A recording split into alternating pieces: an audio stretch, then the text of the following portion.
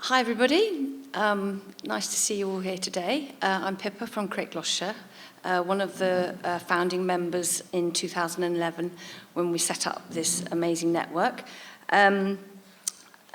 Charles started broad, global.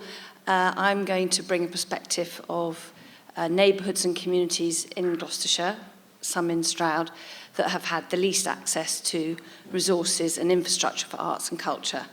And the fascinating thing is that exactly the same things as you've been talking and describing about in cities around the world are exactly the same things that we're hearing in the communities we work in. And that is that we need to change how we change. That's the thing that we need to do. Create Gloucestershire was founded in 2011. Our vision has stayed the same since then, that we want to bring arts and culture to more people in Gloucestershire. We started as a network of 11 and we're now 2,000 and growing all the time. I think there's a massive diversity in that network. The thing that we share is this passionate belief in the value of the unique role that arts plays in placemaking, community building, brilliantly summed up by Mallory Blackman about how the arts hold up a mirror to what is, and in our communities today there is trauma, there is racism, there is a lot of pain, there is a lot of disconnection, a lot of anxiety, so that you can also, once you've named and noticed what is, you can then look to what could be, that window into the future. Create Gloucestershire is not a delivery organisation as such, we're the connective tissue, and there's been so much that's been said already about the need for connection. And today, we're Gloucestershire, today is about Stroud, and it's just really useful to think about how the assets, the resources, the strengths that are in Stroud can be shared, and how the strengths and assets outside of Stroud, but in towns and cities in Gloucestershire, can be brought in, so that there's a lovely mix of ideas and resources. I think often people say that there's a crisis of imagination. I've noticed a few policymakers in London talking about the sense that while we're framing this as a financial crisis, there's actually a crisis of imagination. So that doesn't really kind of tie up with what we've heard in the room today and what we're hearing across small neighbourhoods and hamlets and villages across Gloucestershire, where there are what seems to me a plethora of brilliant, talented people with all these amazing ideas about how to improve things in the place that they love and where they live. So it's not a crisis of the imagination. I don't think it's a crisis of ideas being there.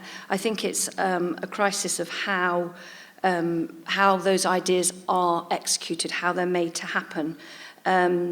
Sort of to re-quote Animal Farm, not all ideas are equal, but some ideas are more equal than others. So it's not just the financial incentives. I think that's come out really clearly today. It's not just about the money.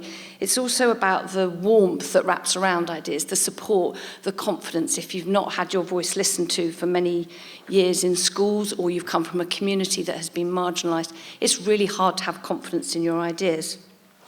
We need to create environments where ideas can connect, where resources can flow.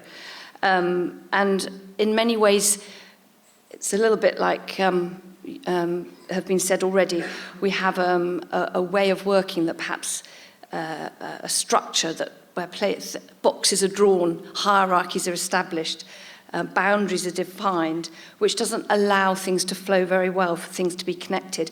Creativity doesn't thrive in these kind of structures, but they are the ones that we use to plan and fund and evaluate art and culture. So there's a mismatch between how creativity works and how our system works that I think we need to get to grips with. So we need to move a little bit from the left of the screen, where everybody's in their distinct units, in their silos, in their tribes, to the right of the screen, where there's a sense of a really thriving ecosystem with lots of overlapping areas, boundaries have been blurred, and there's a sense of the synergies that are really synergies together, making the parts more than the sum of the whole. Where we collaborate, where we don't compete for funding. So the Arts Council has its national portfolio organisations. It funds individual organisations. It doesn't fund ecosystems. So what that means is that we're all ultimately competing with each other for a piece of the cake, rather than looking at how could we grow the cake together by having a bigger vision. How can we allow resources to flow to those communities and those people who haven't had them before, who don't have the confidence to stand up and ask for them? And how can we really look for the intersection points so that communities and others have what they need? So it's not really just about community-led or artist-led, it's about the fusion of both, working with, not to. So I want to just share 6, rules is probably not the right word, maxims is probably better. Some of the rules that we found, maxims that we found really helpful at Create Gloucestershire to navigate multiple relationships across multiple contexts and multiple sectors. They're not my words, they're written by somebody called Myron Rogers, who's a really interesting systems thinker. If anybody's interested in complex interdependent systems, take a look at his work. Create with, not for people. So co-created, I think that's been mentioned already. Too often we do to communities, and that includes art and culture. Do with instead. You have to do the work to do the change. It's not just something you can talk about or write about. You have to do the change. It's not just the policymakers and the strategies. It's not just the policymakers and the strategists who can say how to make change. It's those who do the work who do the change. We need to connect the system to more of itself. So this morning, transport's come up. Is there anybody in the room from transport, I'm wondering, today? So those are the kind of connections we need to... No, hands went up, just in case you're in the front. Those are the kind of connections we need to make. If we know transport is an issue, we need to connect transport and that system into the arts and cultural system. It can be really easy to get overwhelmed and think, oh my goodness, all the things that need to be taken into account. So the other simple maxim is to start anywhere and follow everywhere. And then the final one, which I think is a really, really important one, takes a little bit of time to get your head around it, but the process you use to get to the future is the future you get. So if we want a creative future, we need to make sure the processes we use to get there are creative. So we need artists and cultural organisations to be embedded at the centre, not just seen as at the point of the delivery. So artists as leaders of cultural and policy change. And so I leave those up there as an invitation today when we're talking about lots of different ideas, to just use those as like a simple checklist to see whether in our plans and our solutions we're learning from those.